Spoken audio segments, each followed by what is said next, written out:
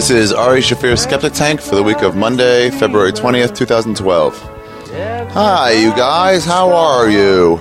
On today's episode, I interview my friend and colleague, Mr. Joey Diaz, Mad Flavor himself. He's always full of stories. But today, we talked specifically about Hollywood. He's been like a working actor in L.A. for a long time. You sleep on him, but he's got a shitload of IMDb credits. From Spider-Man 2 to The Longest Yard to like tons of other shit, little stuff. I saw him in the back of an episode of How I Met Your Mother. They were all at like a baseball game or something, and he was right behind them. No lines, didn't say anything. And I remember calling him one day. I was like, "Did you get cut out of an episode of How I Met Your Mother?" He's like, "I sure did, but you still got paid." Thank God for Screen Actors Guild. So anyway, it was a lot of fun. We talked for a while, and then Joey, he just had knee surgery, so his mixture of marijuana and Vicodin and lack of sleep made recording a podcast impossible. So we had to stop it at some point. But until we got to that point, it was really fun, and we got to some stuff. It was cool. In terms of stand-up, I'm just going to tell you from now, I've gotten a shitload of gigs. So please go to my website, arithegreat.com. Not only are there extra like features for each episode of the podcast, but there's also all my dates there. So, and you can links to buy tickets to all of them. So I'm going to be in Easton, Maryland on March 15th at the Avalon Theater. I'll be in Toronto also in March. Where else am I going to be? Toronto, Dallas, La Jolla. That's San Diego, California, Connecticut, New Jersey. I'm going to be a bunch of places. So go to my website and get tickets to that. Also, my storyteller show, the next one is February 28th. This Is Not Happening presents Shame. We're all doing stories about shame. So it's going to be a good lineup. I got Bobby Lee from small Asian communities all over the Eastern Asia, whatever. I have nothing to say about that. Bobby Lee's doing it. Also, Mary Lynn Reitzka from 24. Moshe Kasher is doing a story that he told at the Bridgetown Comedy Festival last year. It was one of the best ones we've ever had. And so he's going to do that one again. And Dylan Brody, and then still one other person. I forget who yet. I don't know who yet. So please come to that. It's February 28th. It's 8 o'clock at the Improv. Go to my website, arithegreat.com for tickets, or go to improv.com. I think we might give away, last time we gave away all the money to charity. We might do that again this time. I don't know. I don't like making money off this because it's so experimental. I don't know what's really going to happen. I'd rather just have it done for the art form instead of having to make any cash off it. So we'll see. I'll probably give it away to somebody. But please come, February 28th. It's only $5. And it's the best show you're going to see for $5. It's great comics doing awesome, sweet stories. In terms of sponsors, I got a new one, everybody. Hornblasters.com. It's my friend Matthew Heller owns this company where he can hook up your car or truck. I have a lot of truck driver listeners. I'm convinced of that. I know I do. I must. The people listen, they just drive trucks for fucking 14 hours a day, and they listen to my podcast. That's not most of my listeners, but it's some of them. So if you're into trucks and souping up your shit, it's not for me. It's not for everybody, but it's for some people. And they cost a bunch. It's between like $300 and like $500 for like the basic ones, and then like $1,500 for like these gigantic ones. And there's like full what's it called, instructions in there how to hook it up yourself. So any idiot can do it. He said even I could do it. So if I could do it, then anybody could do it. So go to hornblasters.com. They're funny. There's some videos online too of these guys or their friends using these horn blasters. I don't know what you call them. These giant horns. They sound like train horns. They're gigantic train horns. They fit underneath your car. So when you hit your horn, a train horn goes off and scares the fuck out of everybody in the area. It's so stupid.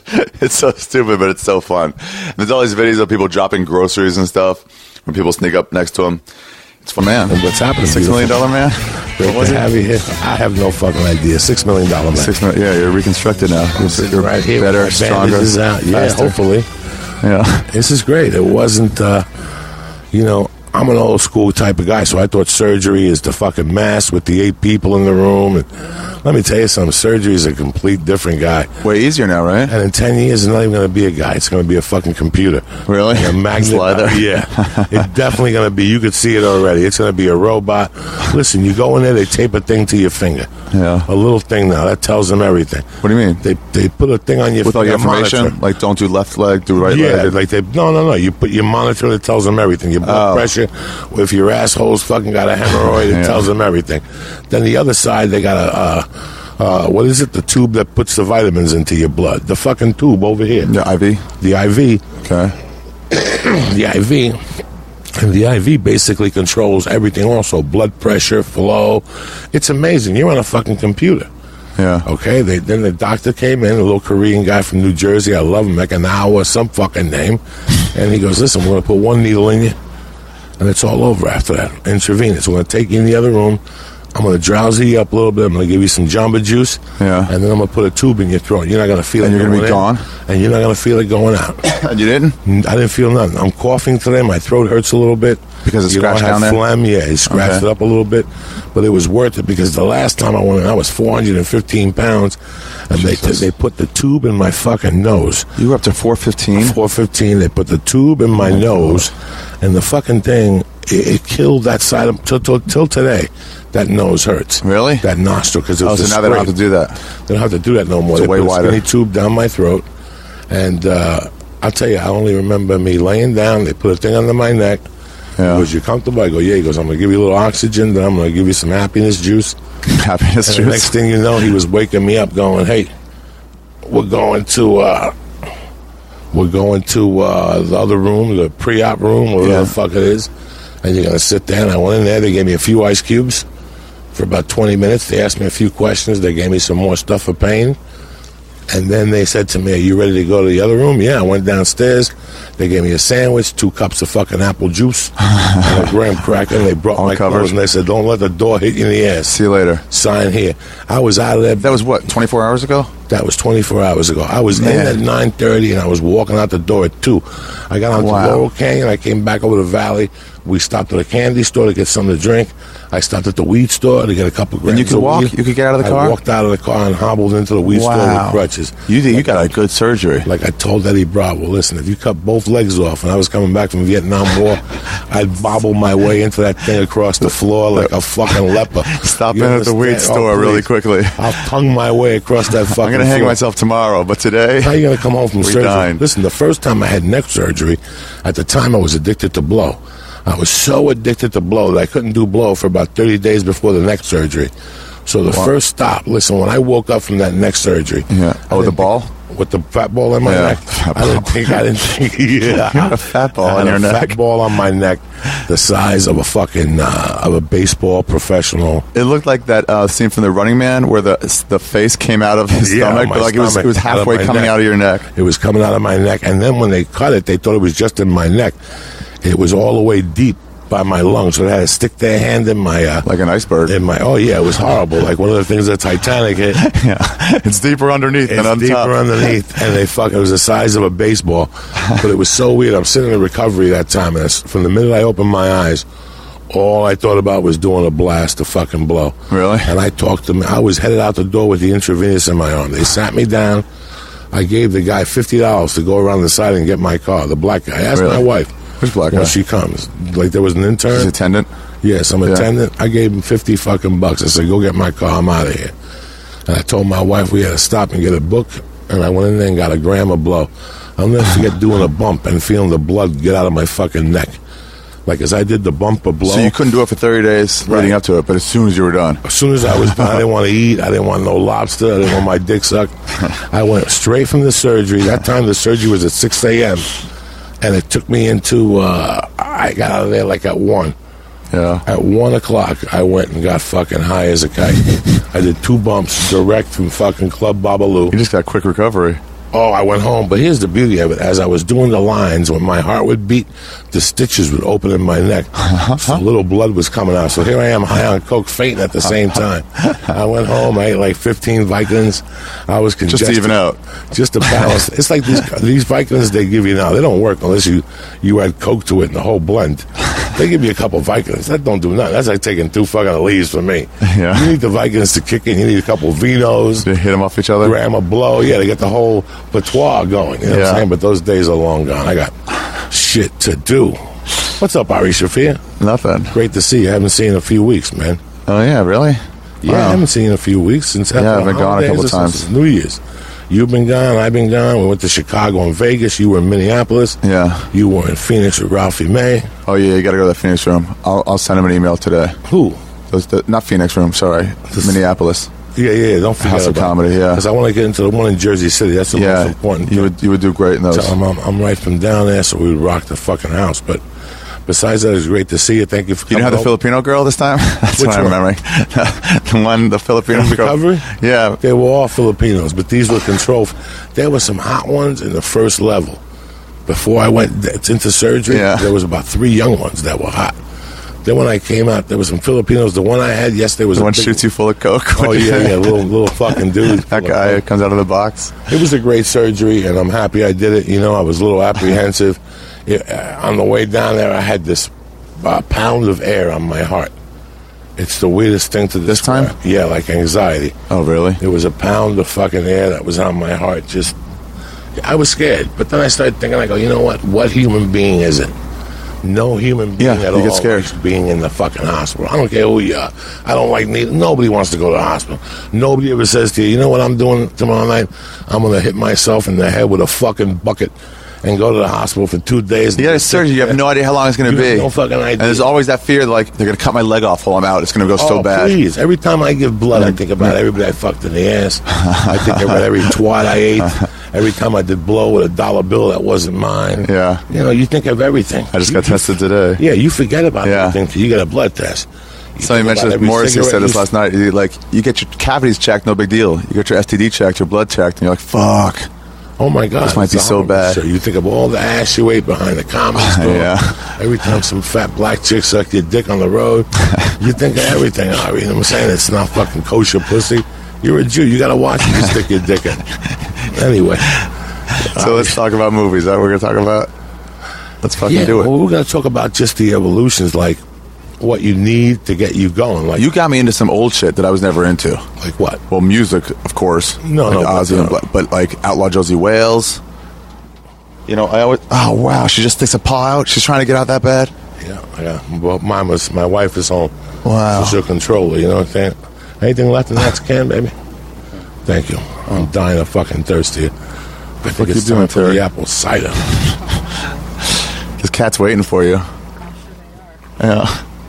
Well, I'm going to pause this. Which was good. And you're not either, Terry? No, we're not starting back. Oh, wow. Good for you. I was going to talk to you about a different thing. Like, what I really want to talk to you about was how I got into the movies. The other day, and I'm not trying to brag to you nothing. Because you've done a bunch. Like, yeah, a lot of people sit there and they go, you know, Joey, I looked at your IMDb. Yeah. Jesus Christ. Yeah. Really? And I go, let me look at it. The other night I looked at my IMDb and I was like, Ari, and you know, I tell you guys the truth. It's like that song, The Grateful, what is that? What? Same as it ever was. Same as it ever was. Yourself Who is that? It's like a one-hit wonder, right? Oh, really? Oh. You may find yourself in a big house, and you might ask yourself, how did I get here? When the train's going by? Yeah. That's what it was that afternoon. Like, I was like, my God. I go all the way back to 98, and they put everything on there, even if it's a stupid film. I got 100 pieces of shit on IMDb. And I started thinking about it, like, coming from Cuba, you don't know anything. Yeah. You know, and all of a sudden, one of the first movies I ever went to see was Her Majesty's Secret Service. Who was in that? It's a James Bond movie that had George Lazenby as James Bond. He only did one movie. And they were like, fuck this guy. He was in between Sean Connery and Roger Moore and the Saint.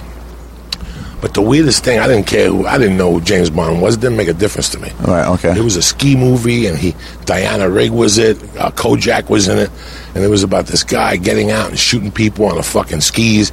So I fell in love with skis. So what I did was I made my mother take me to Macy's and buy everything about skiing, but I lived in Manhattan. So I went to my room, and I bought these little ice pellets like that you slip on when the snow comes down. Yeah. And I took buckets of them and put them on my bed with a blanket. And I covered the blanket with this stuff. And I took the skis, put them on, and skid down 2 feet of mattress and fell down. I did that 1,000 times in the night. But that was the impact. That was the impact the movie had on me. Oh, because you fell in love with it so much. I fell in love with just when you come from another country and a big movie and a big screen. Yeah. I seen the movie like on 58th Street and Broadway, up the corner from where Caroline's is now. It takes you over sometimes, right? Then I went to see the Valachi Papers. Then I went to see Valachi Papers. There's Charles Bronson. There's Joe Valachi. Yeah. And he becomes a rat. And then I remember going to see like Dirty Harry. Jesus. Death Wish. Jesus. The Getaway. I seen it when it first came out with Steve McQueen. I was 10. Yeah. Steve McQueen, that was really cool. Really cool. But nothing hit hard as much as I was watching Happy Days in The show? It was 1972. I was in the 8th grade. I was in the 4th grade, and I was watching Happy Days. The show? I seen a commercial, I seen a commercial for Chinese Connection with Bruce Lee. The second one, when he avenges his teacher. Oh, yeah. I'm on the way home from Catholic school telling my stepdad, listen. That's where he goes and kicks everybody's ass. Everybody's ass. One at a time. Goes, I'll challenge you all. Everybody. And I remember telling my stepdad, listen, I don't want to do nothing this week. I just want to go see Bruce Lee. But by that time, I was so enthralled with film. Yeah. I was so enthralled with film that it was just amazing. If a movie came out, I went to see it. My life was based on films. And I didn't go see dumbass films. I knew what I liked. Yeah. I went to see The Exorcist. I went to see The Godfather. Wow. At the age of 10. I went to see, The Who. Why did we turn out so different? Yeah. I saw E.T. and fucking American Tail. I never went to see E.T. I mean, I don't like movies, nothing. I like realism. Wow. I tell people, if I could have not watched The Exorcist again at that age, I wouldn't have watched it. It was too thought-provoking. Those steps were in D.C. That steps the priest falls down. We used to always pass them. That's all D.C. and shit. In Georgetown. Then I come out here. Yeah. This drill in my ass. I go to prison. You have this what in your ass? I have this thing. I go to prison. And people say to me I should be a stand-up comic. Jesus, Joey, you should be a stand-up comic. And with stand-up comedy, you think of Richard Pryor and Gene Wilder. Yeah. You think of, The Honeymooners, whatever. You think of all these things, and at first you're like, you know what? I just want to do a stand-up comedy. I don't want to think about movies or anything. And the whole time I was like, you know what? Who the fuck am I kidding? My mother died when I was 15. I'm a fucking convict. I'm hooked on cocaine. They'll never put me in a fucking movie. Yeah, you think like that, right? Because it's like, you can't, that's not something you can do. Dude, I'm never going to think like that. Yeah. Then in 83, I worked in a video store. My passion for movies was, I work at a video store and watch as many movies as I can. Like Tarantino. Like Tarantino. Just work and learn and watch everything. Movies. I watched everything. And in there, people would come in. VHS? Michael Douglas would come in. Who would come in? Michael Douglas would come in. You were living here then? No, I was living in Aspen, Colorado. I was working in Snowmass Village. Okay. And in Snowmass Village, there was a video store named Commander Video. And his brother owned Captain Video. Okay. He had Commander Video and Snowmass. Yeah. Couldn't be above his brother. So I was robbing the place blind. It was a fucking party. Yeah. Everybody was snorting coke. The owner wouldn't come in for weeks at a time. He'd say, you make the deposits. Nope. It was 85 in Aspen, Colorado. But the moral is like the height of your scamming. The flying nun came in. I became friends with her. But one of the guys that come in, one of the guys that come in, his name was John Link. And John Link at the time was a hot editor. He had edited a couple of Steven Seagal's movies. Yeah. He had also edited Arnold Schwarzenegger Commando. So Arnold would come to Snowmass and stay with him. So I would always say, Mr. Link, what do I need to do to get in movies? Move to L.A., start as a cameraman, whatever, And I always thought that was such a huge height, Ari. Yeah. That's what I'm trying to say to you and the people at home, that, I had it as such a huge accomplishment, and I knew my past, and I knew where I came from, and I'm like, I'm a piece of shit. There's no way. They'll do a background check, you'll be done. and that's the end of that you shit. think of them as like larger than life. But even with the background check, it wasn't a background check. I didn't think my character was up to it. These people are saints. They get put on this pedestal because they're not really like that. And then I read about Tim Allen going to Blow and telling Disney that he went to Blow, and then it still wasn't in sight. And then, I get into comedy, and I live in a fucking car, and I'm driving around the country for Tribble, working for $400 a week, and that was still the farthest thing. For your mind. And if I go into a bar or something to do comedy or whatever, and I'd see somebody who was an extra that I would recognize, I would fall all over myself. It'd be so cool, right? I would fall all over myself and go over and introduce myself. Really? And ask them how I would get into movies. Wow. Oh, it was amazing. Then I started comedy, and I bumped into Andy Garcia at a Janet Jackson concert. I sat behind Andy Garcia, and immediately I started talking to him in Spanish. And he said, "Dog, you got to move out to L.A., you got to go to acting school, got to go to acting class. And I said to him, you know, I'm a comedian. He goes, just keep plugging away. You know, I didn't know. I didn't fucking know. And then I moved to New York for a while, did comedy there. And I tried to take an acting class. But in the back of my mind, I would go to the acting class and go, why am I paying these people? I'm never going to do this shit. Yeah. Then I moved to fucking Seattle. I moved back to Boulder, back to Seattle. At this point, I'm doing comedy maybe 4 years. And CBS comes to me in Seattle and says, listen, we're putting together a show, and we'd like for you to be the bartender, come down and read for it.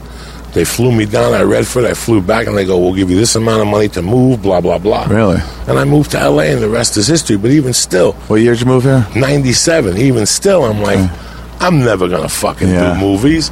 You know, and then one day I'm at the fucking Improv on a Sunday night for Latino night, and this guy comes up to me with a suit, and he goes, hey, man, I'm a manager. You know, I'm trying to get people out for this and this and this. And I remember just going, all right, you know, manage me. And he got me this coloring book agency.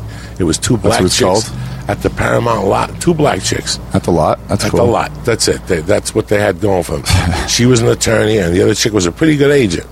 And one day she's like, Joey, listen, this stand-up shit ain't going to make it. It's not. There's no point. There's no point for you to keep doing it unless you get the other angle of it. What's the other angle? And I remember looking at it going, what are you talking about? I want to be a stand-up comic. I want to do heroin with Lenny Bruce. Yeah. I want to do this. I don't want to fucking do, you know. Movies. Let me do this shit first. And then we'll put this shit together, you know. I don't want to fucking do this dumb shit, acting class and stuff. And she's like, listen, you don't need no acting class. I seen you walking around talking to people after the comedy show last week. Yeah, you're pretty charismatic. You're pretty charismatic. You don't need this shit. And I'm like, you're crazy. And I remember like going, I don't want them to do a background check. You're so afraid of what a piece of shit you thought you were? Yeah, that's the last thing I wanted. Yeah. Was for me to get into Paramount and for somebody to call Ari and go, Ari, I can't have that I really like you and I like Joey, but he can't be around here with that background. Yeah. I still remember Rogan inviting me to news radio. Yeah. And me pulling him aside and going, dog, you know I got warrants. I can't. He's like, nah. Yeah, it doesn't matter. I didn't fucking know. It's just a job site. I never fucking knew. I never knew that, you know, I thought they were always going to find out what I did and who I was and what a piece of shit I was. And then this went on. You started 2 years. Okay. And I would see people at the store that were doing movies. Like Torres. Luke Torres, that had been in a movie with Michael Jordan and those guys. Oh, really? And I had seen the baseball movie. And I had seen with the rabbit. There was a rabbit years ago, and they played baseball with Bugs Bunny and shit. I don't know. It doesn't matter. Wait, the basketball movie? No, a baseball movie, and he was the catcher, Luke Torres, in the movie. Doesn't really matter. Okay. And then the fat kid that was in Blade.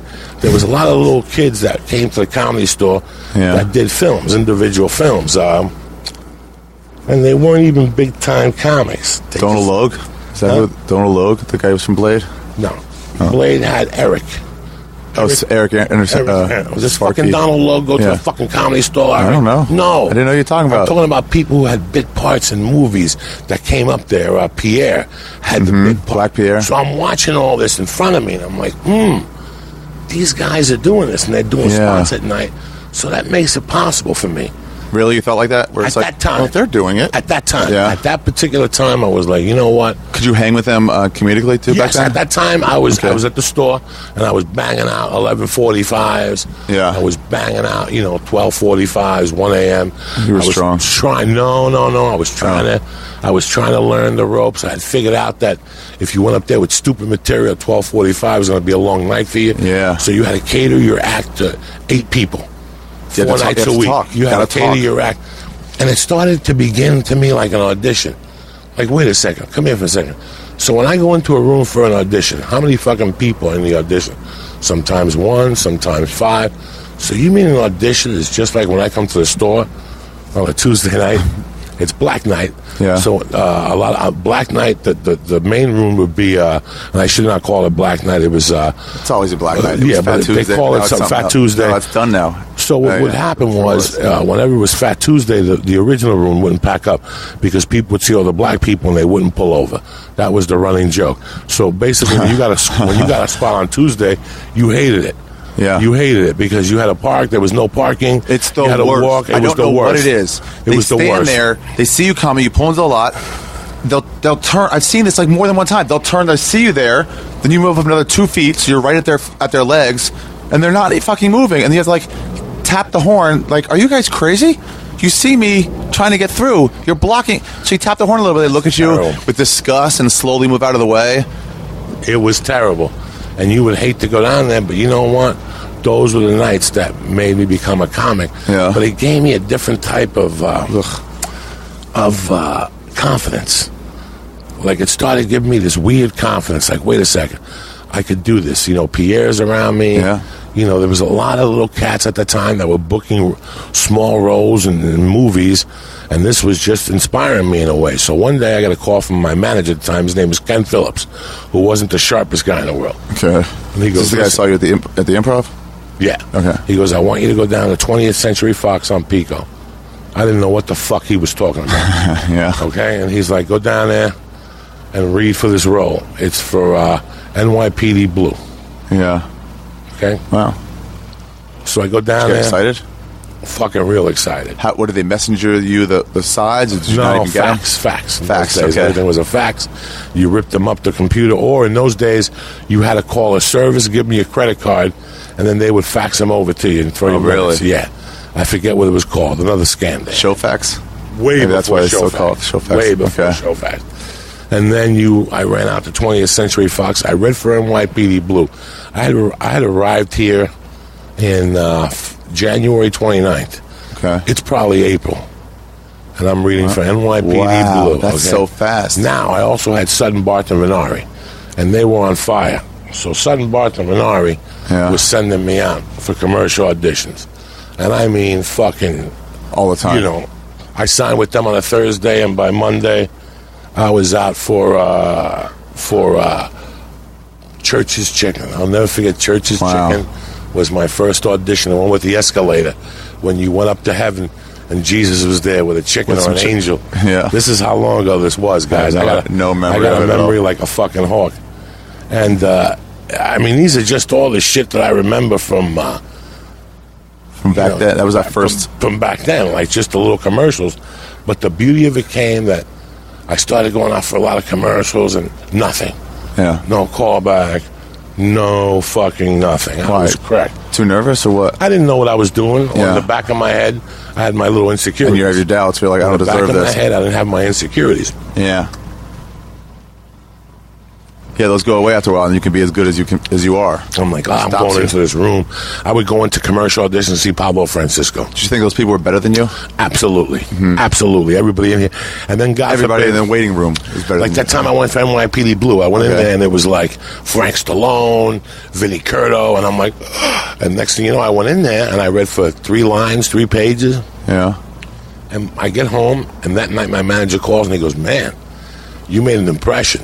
They really liked you. You didn't book that part because you're a little green, but they're going to find you something. They called me.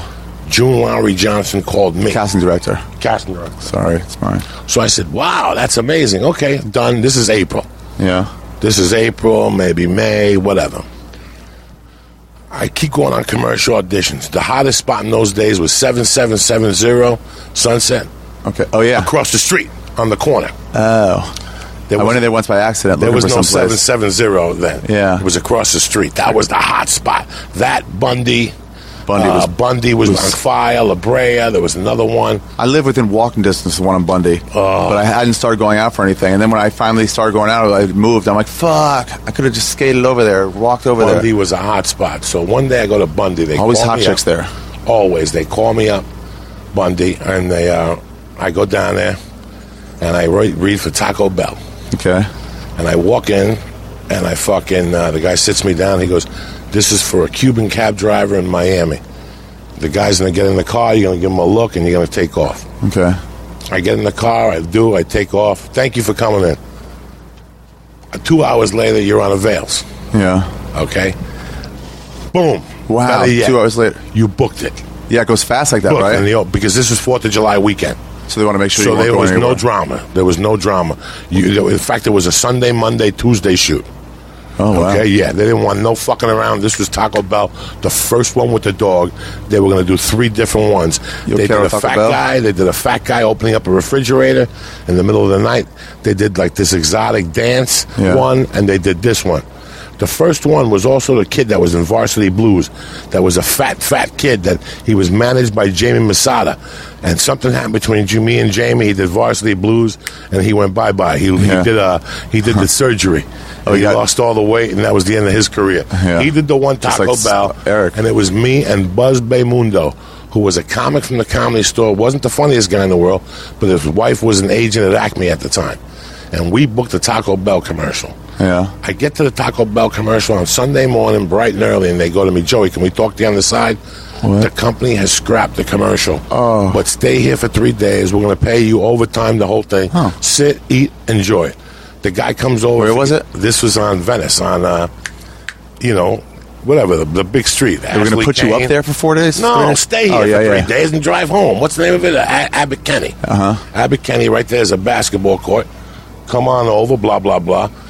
The first day I go there and I'm sitting there, and I know I'm not going to shoot the commercial, but I'm eating. This was when craft services were craft services, by the way. Okay. This was packed down there. They had pizza, they had bagels. I'm smoking dope. Everybody's getting high down there. It's Venice. The second day for lunch, the director is eating lunch close to me, and he's listening to me. And at the end of lunch, he goes, they're directing the other He's directing this commercial. It doesn't really matter. The director of the spot. Yeah. And he listens to me, and he walks over, and he goes, Dog, I got to get you in this commercial. Really? He goes, I heard what you were saying. I got to get you in this commercial. He goes, sit still. I'll do something for you.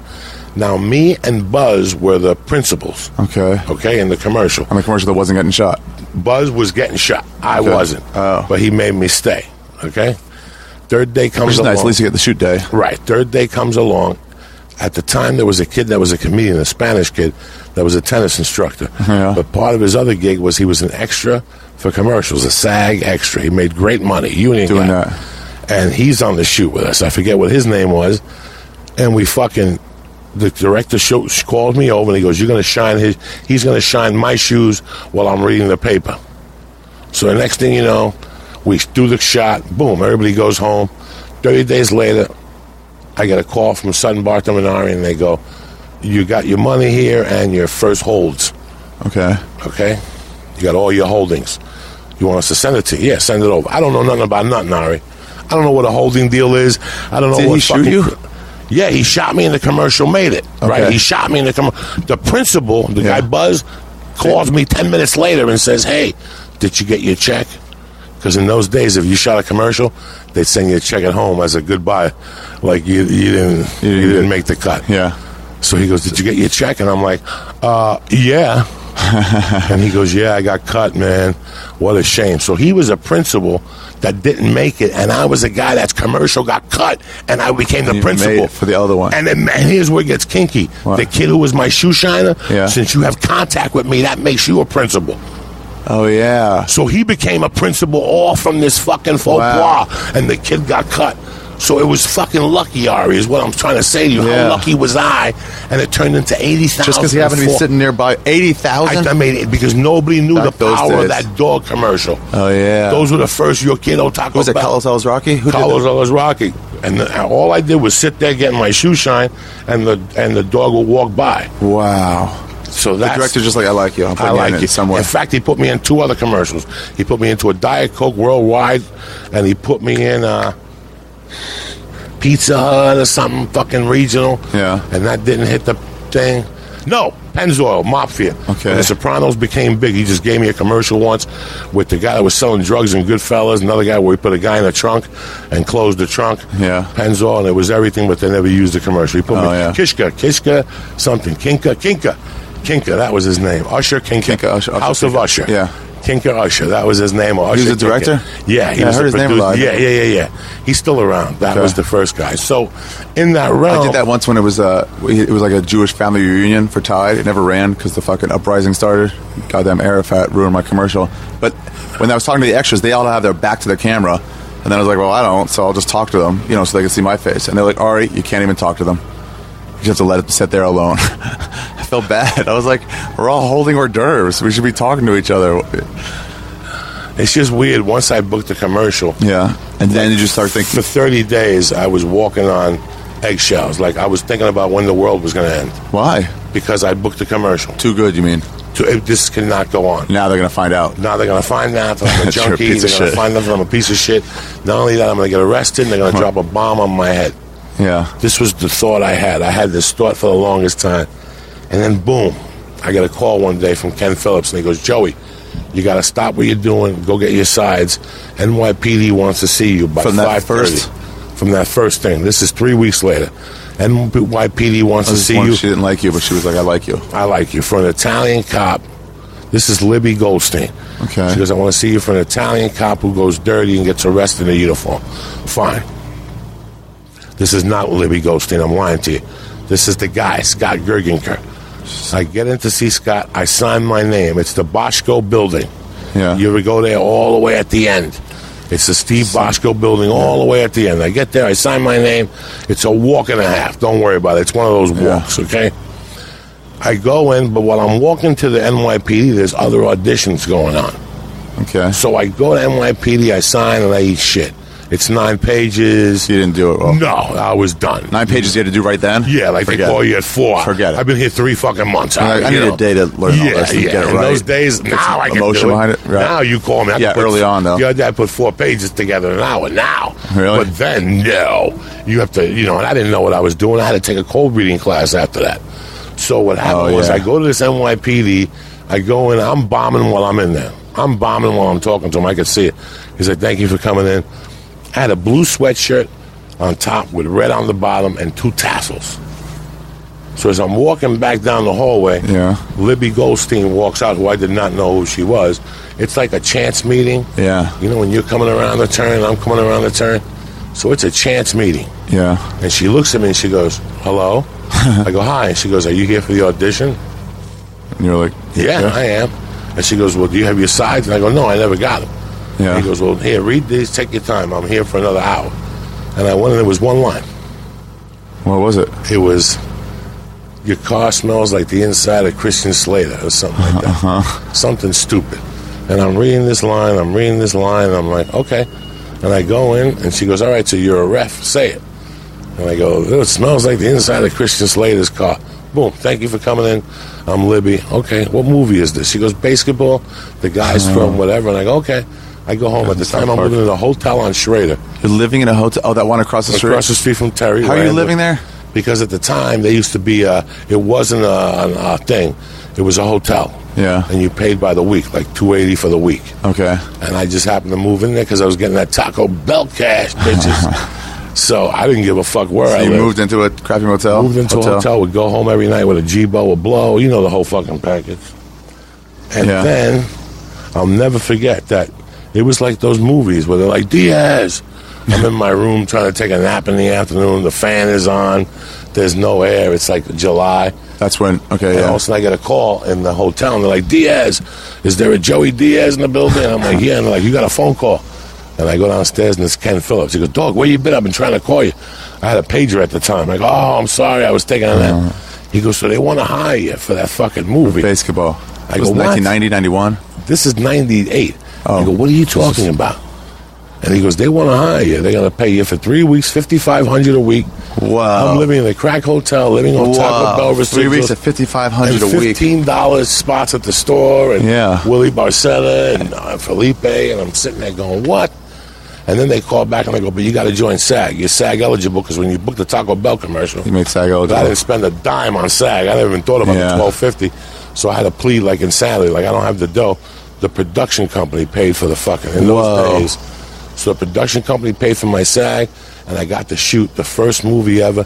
And then it gets kinkier and kinkier. Like, I shoot the movie, I eat shit when I'm shooting it. I don't know what I'm doing. They're like, cut. I never was on a film set before. I was never on a movie set before. They're like, read your lines. They're saying all these lines to me, and I'm like, so finally I had to take what's happening? Yeah, I had to take one of the Zuckers and go, dog, I've never done this before. And they started laughing. Come on. You were great in the audition. What's going on with you? And I go, I don't ever done this before. And they're like, do what you did in the audition. And I did it. So 2 months later, I'm in a fucking laundromat on Sunset next to the Green Tea across from Ralph's, Rock and Roll Ralph's. And I get a call again there. And I call back to pay for them. They're like, how do you want your name spelled on the credits? And I'm like, what credits? And they're like, you made the movie. And I'm like, what?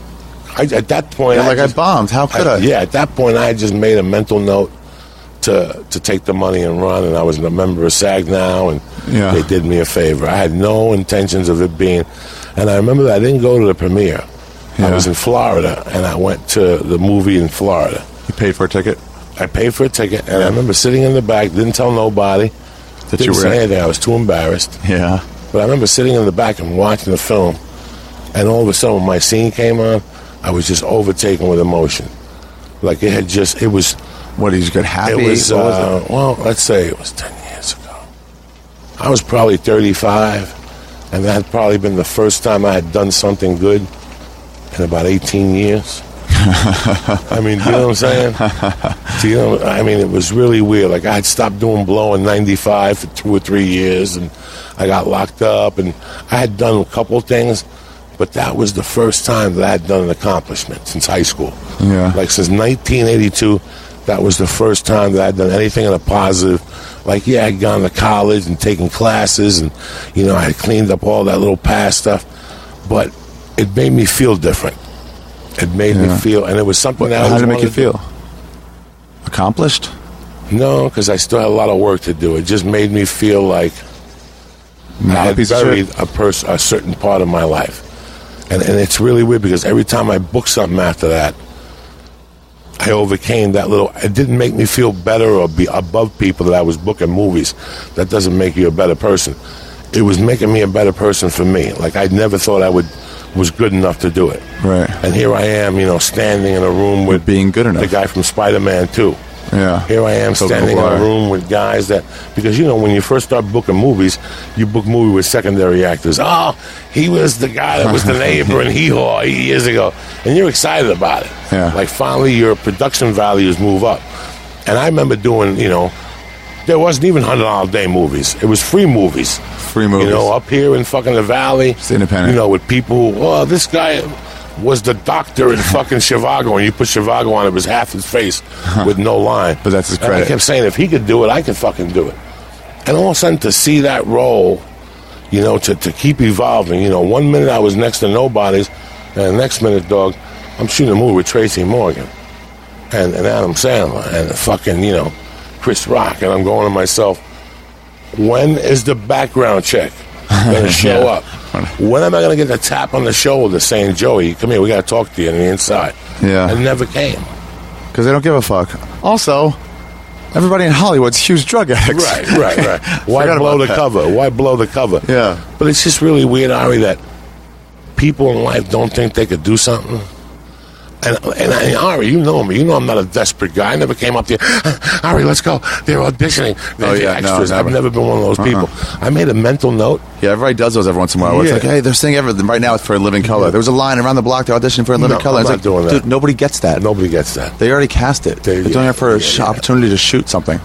And they're looking for young kids. They Yeah. don't know what they're looking for. It's going to last 6 episodes because of the sketch thing. But anyway, that's Who knows? It's just really weird that, you know, you have a great podcast, but you do, and a lot of people listen to you.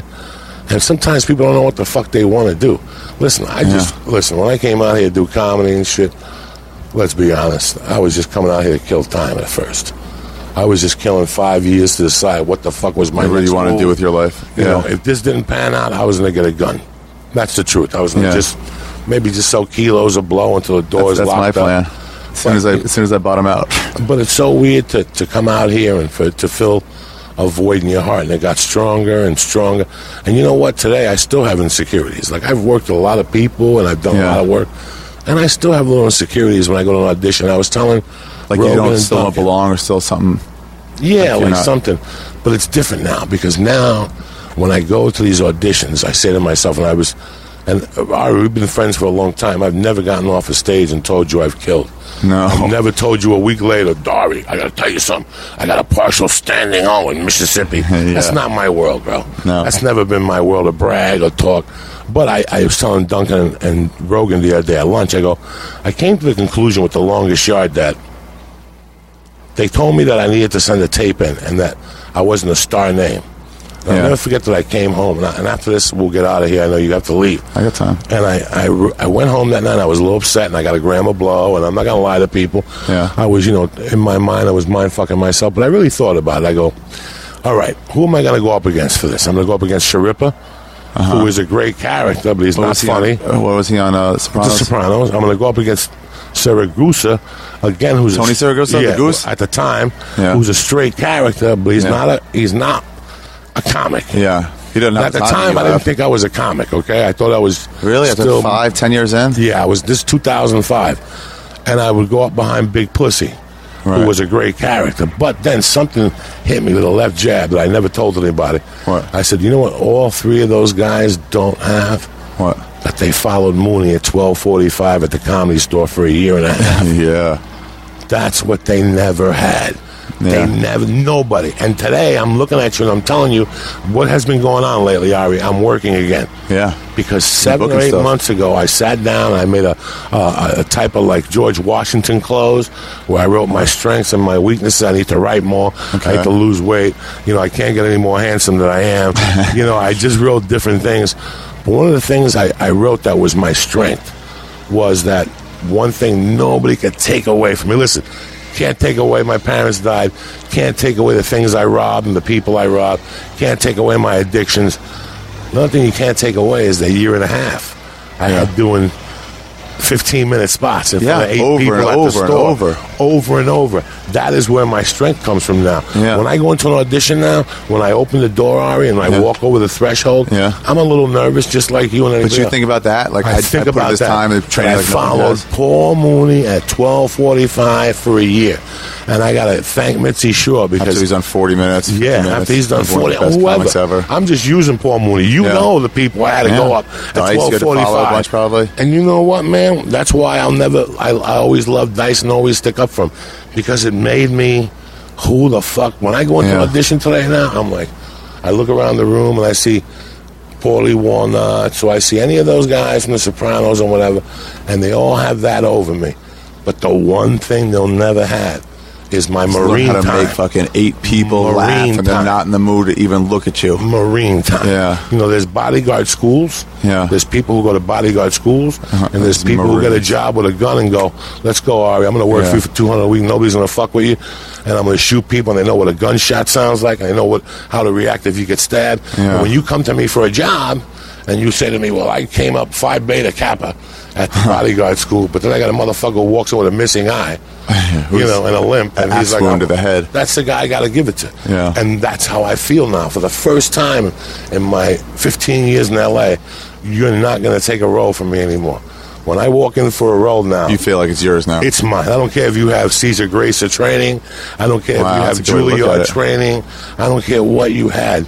The exposure I had. You've been doing well lately. Yes.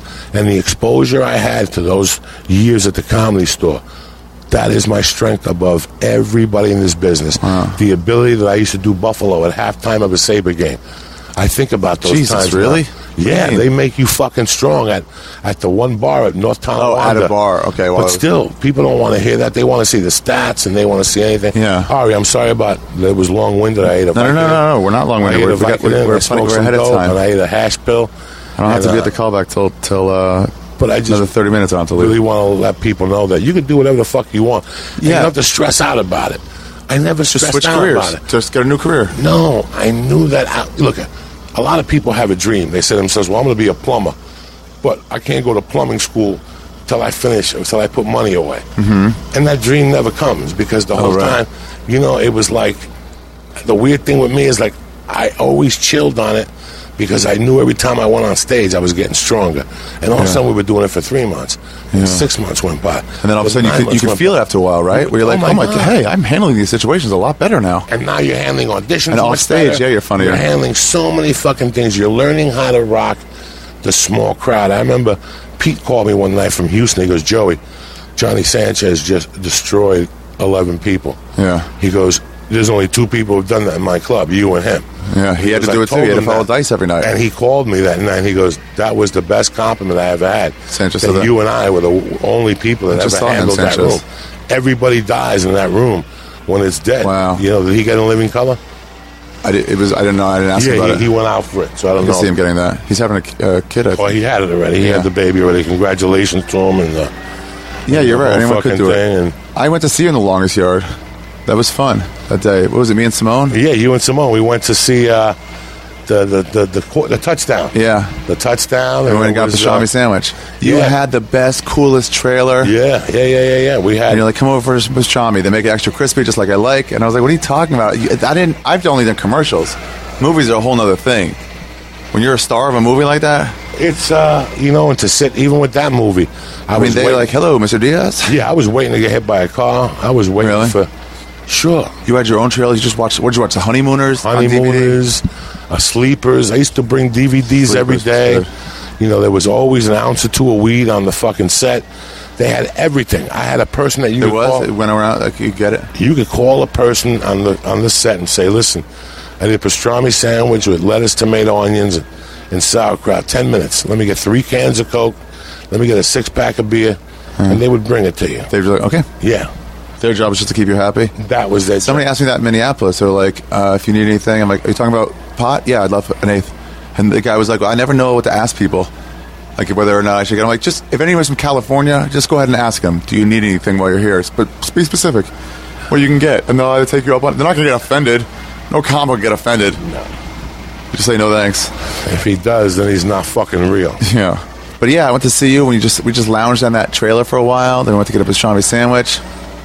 And then we went down and watched that touchdown. Was that on USC campus? No, where was that? No, that was on that was a college in Torrance or something. Okay. Torrance College. And then a football field. It wasn't a high school. Yeah, it was a Torrance College or something. Okay. It was a great experience, but it really they had man, I flipped after it. What do you mean? I flipped. I had the same Freddie Lockhart thing. I'm happy Freddie came clean a couple weeks ago. Oh yeah, you got into it then. I got into the powder, and I thought the phone was going to ring, and it never didn't. Yeah. And I remember Freddie telling the story, and it was very interesting because it was like listening to my whole experience. Because the agents kept telling me, hey, man, after this movie, you're going to blow up. Yeah. You're going to blow up. The word's out already. The word wasn't out. Yeah. I was walking up to pilots with attitude. And they're like, fucking get the fuck out of here with your... Yeah, like, I remember one night I went in for this character that was kind of crazy. And I talked myself into snort and blow all night and walking into the audition... a little whacked up on the tail end. I remember her looking at herself saying, like, this is how the character should be? Yeah, the character should be. And I remember walking in there and her going, are you fucking retarded? Get out of here. Like, I didn't shave. Oh, really? I didn't do nothing. She's like, get the fuck out of here. And you wait for the phone to ring, and the phone don't ring, and I kept doing powder, and it was all the smoke. Yeah. They blew up people's asses. Then I realized what happens to people on sitcoms. What? When people on a sitcom, they giggle. They have this fake confidence on the sets. Whenever you do a sitcom, everything you say while you're rehearsing, people laugh. You can't be that funny 12 times. If I tell you the same fucking joke 12 times... But everyone laughs because they're supposed to? Yeah, if you're doing a sitcom. Yeah. So these same people, these same kids, move on from there thinking that they're really funny people.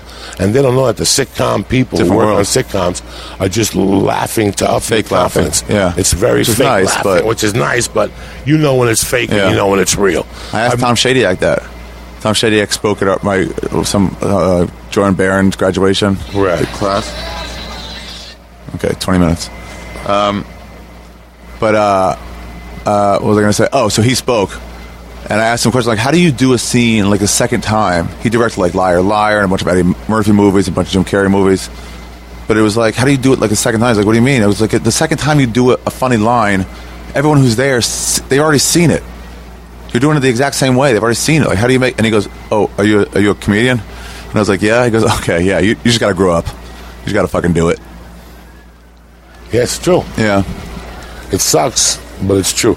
I got to stop because this Vicodin... It's killing you? Oh, I ate a Vicodin and a fucking hash pill. Yeah. So right now it's like mixing worlds. Those pills are good, right? I'm going to get one. Where is it? Where are they at? Divine Wellness, right up the corner from the Ha Ha Cafe on the right-hand side before Crown. And get yourself a cheeseburger at Crown and some fries. Delicious. Okay. Hey, I got a sponsor for an episode. You do? Can I mention it? Yeah. You know that Horn Blasters guy? Yeah, who's Horn Blasters? They make those like the train horn for your car horn. Yeah. So it just crushes. It just goes like... Yeah. He's sponsoring me now. Yeah, they're selling kits and stuff. Well, give him a shout out. What's his name? Hornblasters.com. His name is Matthew Heller. Matthew Heller. Congratulations. You're here on the Septic Tank with Ari Shaffir and Joey Diaz. What's the webpage?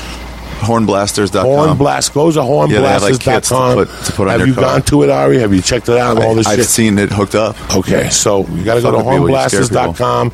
You want to scare the fuck out of people. Tell them the Septic Tank sent you there and get 10% off. All right.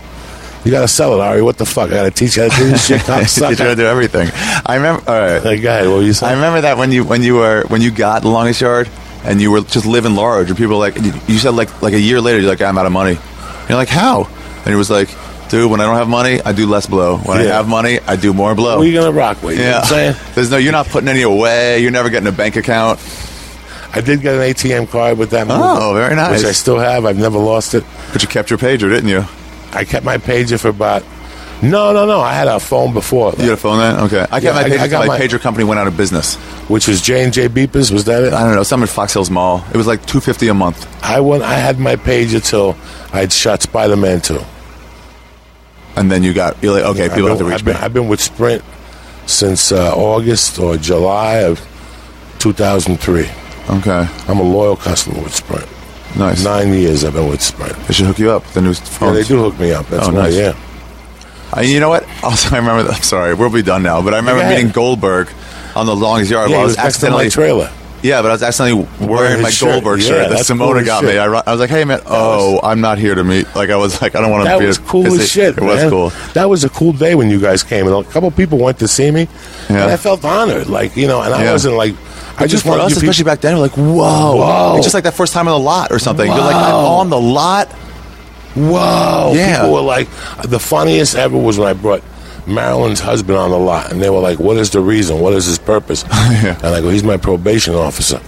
So finally, Burt Reynolds comes over and was like, who's that black guy? Why is he associated with you? I go, that's my probation officer. He's like, really? I always want to be a probation officer. He went over and started talking to him. They talked for about 2.5 hours. Was he your probation officer? No. Okay. David Crowder, Marilyn's husband? No. They just started talking, and he left there going, I can't believe that poor man thinks I'm a probation officer. Joe, I feel so guilty. I'm like, it fucking happens. You know what I'm saying? We had to go to the lot. We went to the lot for Renazisi's first premiere for the league. Yeah. And we've gone every year. It's so fun. Me, Ellis, they make this thing. It's from Chicago, so they have like food from all over Chicago, like sausages and pizzas and stuff. Good shit. Beer. We all get drunk. And they show the premiere of it. They show a couple episodes where they combine them now with It's Always Sunny in Philadelphia. But anyway, that first year, we had to go to the Fox lot on Pico. And I got drunk. I left my car there. I'm like, Renazisi, I'll ride with you in the limo. They're all going up to Sunset Marquee. So I'm like, I can get a ride home from there. So next day, me and, I think it was Madonia. It might have been somebody. Oh, no, it was Ellis. It was Mark Ellis. We went to get our cars. And like, what's your purpose of being here? And like, well, we got to get our cars. We left them here yesterday. And they're like, nope, not without a pass. You don't. And we had to sit there and call in our Hollywood favors so someone could call the Fox lot and let us get on just so we could get our cars and leave. That's how out of the loop we were. And it was only like 4 years ago.